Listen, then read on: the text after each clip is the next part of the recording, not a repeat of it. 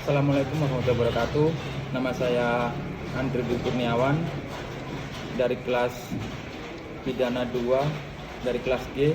NIM saya 2019 1011 03 11346. Assalamualaikum warahmatullahi wabarakatuh. Perkenalkan, nama saya Novan Erlambang dari kelas Pidana 2 kelas G, nomor NIM 372.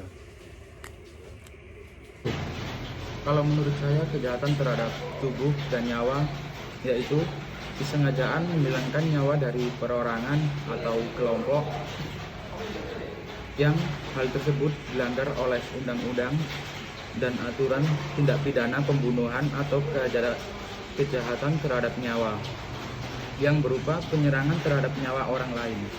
Untuk menghilangkan nyawa orang lain, seorang pelaku harus melakukan suatu rangkaian atau tindakan yang berakibat dengan meninggalnya seseorang. Kejahatan tersebut terdapat dalam KUHP dan dapat dikelompokkan atas dua dasar, yakni yang pertama yaitu unsur kesalahan dan yang kedua dasar objeknya atau nyawa. Atas dasar kesalahan, kelompok kejahatan nyawa yaitu kejahatan terhadap nyawa yang dilakukan dengan sengaja atau tidak sengaja, kejahatan terhadap nyawa yang dilakukan dengan kelalaian. Sedangkan atas dasar objeknya, kepentingan hukum yang dilindungi, maka kejahatan terhadap nyawa dengan sengaja dibedakan menjadi tiga hal, yaitu yang pertama kejahatan terhadap nyawa, yang kedua kejahatan terhadap nyawa bawi, dan yang ketiga kejahatan yang dilakukan dengan sengajaan. Pengertian tindak pidana dalam KUHP tidak diatur mengenai pengertian tidak pidana, tetapi pengertian tindak pidana dapat kita lihat dalam doktrin atau ilmu pengetahuan. Tindak pidana berarti suatu tindakan yang pelakunya dapat dikenakan hukum pidana. Yang saya ketahui dari Prof. Simon dari Utrecht, Belanda, dalam bukunya yang berjudul Verboek VNA Het Nederland Traffic, terbitan tahun 1937, mengatakan tindak pidana adalah kelakuan yang diancam dengan pidana yang bersifat melawan hukum dan yang dilakukan oleh orang yang mampu bertanggung jawab. Kemudian, menurut paham dari J. Bauman mengatakan tindak pidana adalah perbuatan yang dilarang oleh suatu aturan hukum. Larangan mana disertai ancaman. Barang siapa yang melanggar larangan tersebut, maka akan diancam pidana asal saja itu diingat bahwa larangan ditujukan kepada suatu keadaan atau suatu kejadian. Yang kedua yaitu menurut sistem KUHP, kejahatan dan pelanggaran. Dalam KUHP, kejahatan diatur di dalam buku 2 BW KUHP, sedangkan pelanggaran diatur pada buku 3. KUHP tidak menjelaskan kriteria pembagian tindak pidana atas kejahatan dan pelanggaran. Namun, menurut ilmu pengetahuan, pembedaan tindak pidana atas kejahatan dan pelanggaran bersifat kualitatif, di mana kejahatan tersebut bersifat restriktif, yaitu perbuatan yang bertentangan dengan rasa keadilan, terlepas dari apakah perbuatan itu diancam pidana atau tidak. Untuk selanjutnya, tindak pidana dibagi menjadi dua, yaitu tindak pidana formil dan tindak pidana material. Tindak pidana formil, titik beratnya atau perumusannya pada perbuatan yang dilarang. Jadi, tindak pidana formil selesai dengan dilakukannya perbuatan seperti yang tercantum dalam rumusan delik. Pidana pencurian pada tindakan pidana material, titik berat perumusannya pada akibat yang dilarang. Tindak pidana tersebut terjadi setelah akibat yang dilarang terjadi, misalnya hilangnya nyawa pada tindak pidana pembunuhan. Tindak pidana komisionis merupakan tindak pidana terhadap larangannya. Contoh pencurian, perkosaan. Tindak pidana omisionis merupakan pelanggaran terhadap perintah. Contohnya tidak menghadap sebagai saksi di pengadilan, tidak memberikan pertolongan pada orang yang berada dalam bahaya maut. Kemudian yang saya ingin bertanya kepada saudara Novan, apa yang Anda ketahui tentang kejahatan terhadap tubuh dan nyawa? Mungkin saudara Novan bisa menjelaskan terhadap saya yang Anda ketahui. Kalau menurut saya, kejahatan terhadap tubuh manusia terdiri atas perbuatan-perbuatan berupa penyerangan atas tubuh atau bagian dari tubuh yang mengakibatkan rasa sakit dan luka. Bahkan karena luka yang sangat parah dapat menimbulkan kematian. Atas dasar unsur kesalahannya, kejahatan terhadap tubuh terbagi menjadi dua macam, yaitu kejahatan terhadap tubuh yang dilakukan dengan sengaja dan kejahatan terhadap tubuh karena kelalaian. Dalam doktrin atau ilmu pengetahuan hukum pidana, penganiayaan diartikan sebagai perbuatan yang dilakukan dengan sengaja untuk menimbulkan rasa sakit atau luka pada tubuh orang lain. Contoh perbuatan yang termasuk dalam penganiayaan yaitu seorang guru atau orang tua yang memukul anak, atau dokter yang melukai sebagian tubuh pasien dalam rangka pelaksanaan operasi untuk menyembuhkan suatu penyakit. Sedangkan kejahatan tubuh karena kelalaian berupa perbuatan mengemudi mobil kurang berhati-hati kemudian menabrak pejalan kaki, perbuatan menembak babi hutan kurang hati-hati mengenai orang, perbuatan menyalakan korek api di dekat penjual bensin, terjadi kebakaran dan menimbulkan orang luka. Dalam doktrin mengenai kelalaian dapat dilihat dari dua sudut pandang, yang juga dapat disebut sebagai syarat adanya kelalaian, yakni dari sudut pandang subjektif dan sudut pandang objektif. Kejahatan terhadap nyawa. Kejahatan terhadap nyawa adalah berupa penyerangan terhadap nyawa orang lain, kepentingan hukum yang dilindungi dan merupakan objek kejahatan ini adalah nyawa manusia. Kejahatan terhadap nyawa dalam KUHP dapat dibedakan atas dua dasar, yaitu atas dasar unsur kesalahannya dan atas dasar objeknya.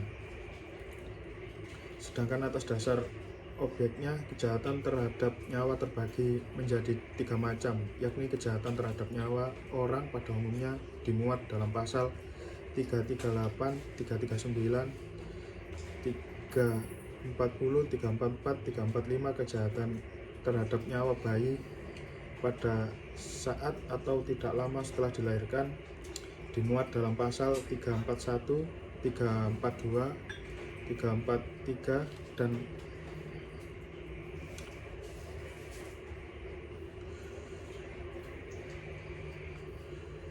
dan kejahatan terhadap nyawa bayi yang masih ada dalam kandungan ibu dimuat dalam pasal 346, 347, 348 dan 349.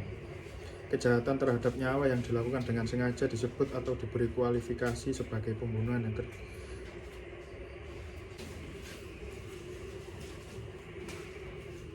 Kejahatan terhadap nyawa yang dilakukan dengan sengaja disebut atau diberi kualifikasi sebagai pembunuhan yang terdiri dari pembunuhan biasa dalam bentuk pokok, kejahatan terhadap nyawa yang dilakukan dengan sengaja.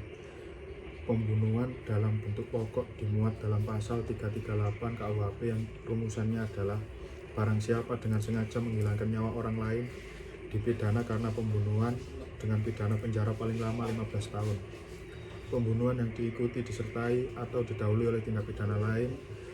Pembunuhan yang dimaksud ini adalah sebagaimana yang dirumuskan dalam pasal 339 KUHP menentukan pembunuhan yang diikuti, disertai, atau didahului oleh suatu tindak pidana yang dilakukan dengan maksud untuk mempersiapkan atau mempermudah pelaksanaannya atau menghindarkan diri sendiri maupun peserta lainnya dari pidana dalam hal tertangkap tangan ataupun memastikan penguasaan benda yang diperolehnya secara melawan hukum, pidana dengan pidana, penjara seumur hidup atau sementara waktu paling lama 20 tahun. Jelaskan singkat yang Anda ketahui tentang macam jenis dan unsur-unsur tindak pidana. Yang saya ketahui tentang unsur dan jenis-jenis tindak pidana. Jenis-jenis dari tindak pidana yaitu delik formil dan delik material. Delik sengaja dan tidak sengaja terjadi seketika dan berlangsung terus. Secara umum dan secara khusus dari aduan yang biasa dan delik aduan. Yang selanjutnya yaitu dari rumusan-rumusan tindak pidana tertentu dalam KUHP dapat diketahui adanya 11 unsur tindak pidana. Yang pertama yaitu unsur tingkah laku, unsur melawan hukum, unsur kesalahan, unsur akibat konstitutif, unsur keadaan yang menyertai, unsur syarat tambahan untuk dapatnya dituntut pidana. Unsur syarat yang ketujuh, yang kedelapan unsur syarat tambahan untuk dapat dipidana. Yang kesembilan unsur objek hukum tindak pidana. Yang ke-10 unsur kualitas subjek hukum tindak pidana. Dan yang ke-11 unsur syarat tambahan untuk memperingan pidana. Unsur-unsur tidak pidana dalam KUHP yang saya ketahui ada 11 unsur tindak pidana. Yang pertama yaitu unsur tingkah laku, unsur melawan hukum, unsur kesalahan, unsur akibat konstitutif, unsur keadaan yang menyertai, unsur syarat tambahan untuk dapatnya dituntut pidana, unsur syarat untuk memperberat tindak pidana, unsur syarat tambahan untuk dapatnya pidana. Yang ketujuh unsur tambahan untuk memperberat pidana, unsur syarat tambahan dapatnya dipidana, unsur objek hukum, dan unsur kualitas subjek hukum. Kemudian apa yang Anda ketahui tentang istilah tindak pidana? Coba Anda jelaskan mengenai perihal tersebut. Istilah tindak pidana merupakan terjemahan dari istilah strafbaarheid dalam Kitab Undang-Undang Hukum Pidana Belanda yang saat ini diterapkan sebagai hukum nasional melalui asas konkordansi dengan adanya Kitab Undang-Undang Hukum Pidana atau KUHP. Dalam KUHP tidak terdapat penjelasan mengenai apa sebenarnya yang dimaksud dengan strafbaarheid itu sendiri. Tindak pidana yang Anda tanyakan juga biasanya disamakan dengan delik yang berasal dari bahasa Latin, yakni dikatakan delictum. Sebagai diterangkan S.R. Sianturi dalam buku Asas-asas Hukum Pidana di Indonesia dan Penerapan dalam Peristilahan di Indonesia, delik atau het strafbaarheid telah diterjemahkan oleh para sarjana dan juga telah digunakan dalam berbagai perumusan undang-undang dengan istilah bahasa Indonesia sebagai perbuatan A, perbuatan yang dapat atau boleh dihukum, B, peristiwa pidana, C, perbuatan pidana, D, tindak pidana. Dengan demikian, strafbaarheid, delik, dan delictum memiliki padanan istilah yang sama dengan perbuatan dapat atau boleh dihukum, peristiwa pidana, perbuatan pidana, dan tindak pidana. Delik menurut Kamus Besar Bahasa Indonesia dari Kementerian Pendidikan dan Kebudayaan adalah perbuatan yang dapat dikenakan hukuman karena merupakan pelanggaran terhadap undang-undang atau merupakan tindak pidana. S.R. Sianturi dalam buku yang sama mengutip Mulyanto yang memilih menerjemahkan strafbaarheid sebagai perbuatan pidana, yaitu perbuatan yang dilarang dan diancam dengan pidana bagi barang siapa yang melanggar larangan tersebut.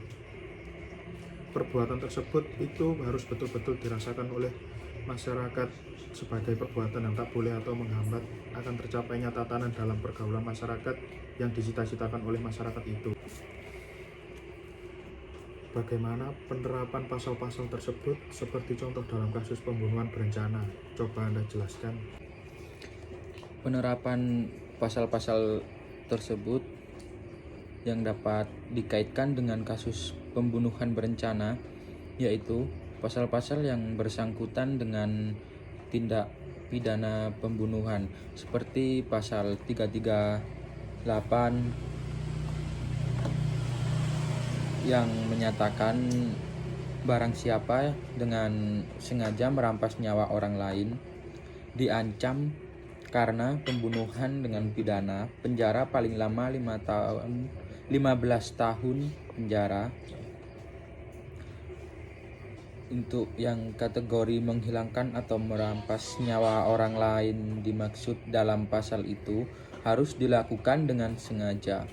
Jadi unsur dengan sengaja di sini sangat penting dan harus bisa dibuktikan, sebab jika pembunuhan dilakukan tanpa unsur kesengajaan itu dapat dikualifikasi sebagai delik culpa sebagaimana yang dimaksud dalam pasal 359 KUHP yang isinya menyatakan barang siapa karena kesalahan atau kealpaannya menyebabkan orang lain mati diancam dengan pidana penjara paling lama 5 tahun atau pidana kurungan paling lama 1 tahun. Di samping itu, istilah pembunuhan dengan kualifikasi tertentu yang diistilahkan dengan pembunuhan yang disertai atau diahului dengan tindak pidana lain sebagaimana yang dimaksud di dalam pasal 339 KUHP yang menyatakan pembunuhan yang diikuti atau disertai dan didahului oleh suatu perbuatan pidana yang dilakukan dengan maksud untuk mempersiapkan atau mempermudah pelaksanaannya ataupun melepaskan diri sendiri. Tentu yang dapat diistilahkan dengan pembunuhan yang disertai atau didahului dengan tindak pidana lain yang sebagaimana dimaksud. Maksud untuk mempersiapkan atau mempermudah pelaksanaan atau melepaskan diri sendiri maupun peserta lainnya dari pidana dalam hal tertangkap tangan ataupun untuk melestarikan penguasaan barang yang diperolehnya secara melawan hukum diancam dengan pidana penjara seumur hidup atau selama waktu tertentu paling lama 25 tahun. Kemudian dikenal dengan pembunuhan berencana diatur di dalam pasal 340 yang menyatakan barang siapa dengan sengaja dan dengan rencana terlebih dahulu menghilangkan nyawa orang lain dipidana karena pembunuhan dengan berencana dengan pidana mati atau pidana penjara seumur hidup atau selama waktu tertentu paling lama 20 tahun. Yang ketiga, klasifikasi di atas adalah pembunuh yang sering terjadi di tengah-tengah masyarakat. Selain itu, juga masih ada tindak pidana pembunuhan yang diatur dalam pasal 340. Di akhir-akhir ini banyak kasus yang mengejutkan publik tentang tindak pidana pembunuhan secara berencana terhadap seorang hakim pengadilan negeri Medan yang bernama Jamaluddin. Kepolisian Resort Kota Medan telah menetapkan istrinya yang berinisial ZH dan 2 orang temannya sebagai tersangka. Mereka dijerat dengan pasal 340, pasal 338 KUHP, pasal 55 ayat 1 bagaimana tindakan atau pasal-pasal yang terkait dengan tindakan aborsi yang dilakukan oleh sebagian orang, kebanyakan yang masih berusia di bawah umur. Tindak pidana aborsi. Aborsi adalah pengguguran kandungan. Pada dasarnya setiap orang dilarang melakukan aborsi berdasarkan pasal 75 ayat 1 Undang-Undang Nomor 36 Tahun 2009 tentang Kesehatan. Pengecualian terhadap larangan melakukan aborsi diberikan hanya dalam dua kondisi berikut. A. Indikasi kedaruratan medis yang dideteksi sejak usia dini kehamilan, baik yang mengancam nyawa ibu dan atau janin, yang menderita penyakit genetik berat dan atau cacat bawaan, maupun yang tidak dapat diperbaiki sehingga menyulitkan bayi tersebut hidup di luar kandungan, atau kehamilan akibat perkosaan yang dapat menyebabkan trauma psikologis bagi korban perkosaan. Jadi praktik aborsi yang bertentangan dengan peraturan perundang-undangan sebagaimana disebut di atas merupakan aborsi ilegal. Sanksi pidana bagi pelaku aborsi ilegal diatur dalam pasal 194 Undang-Undang Kesehatan yang berbunyi, setiap orang yang dengan sengaja melakukan aborsi tidak sesuai dengan ketentuan sebagaimana dimaksud dalam pasal 75 ayat 2 dipidana dengan pidana penjara paling lama 10 tahun dan didenda paling banyak 1 miliar. Pasal 194 Undang-Undang Kesehatan tersebut dapat menjerat pihak dokter dan atau tenaga kesehatan dengan sengaja melakukan aborsi ilegal maupun pihak perempuan yang dengan sengaja melakukannya. Selain itu, sanksi pidana bagi pelaku aborsi ilegal juga diatur dalam Kitab Undang-Undang Hukum Pidana. Ketentuannya antara lain sebagai berikut. Pada praktiknya, bila ada dokter yang melakukan aborsi, maka masyarakat dapat melaporkan dokter tersebut ke kepolisian untuk diselidiki.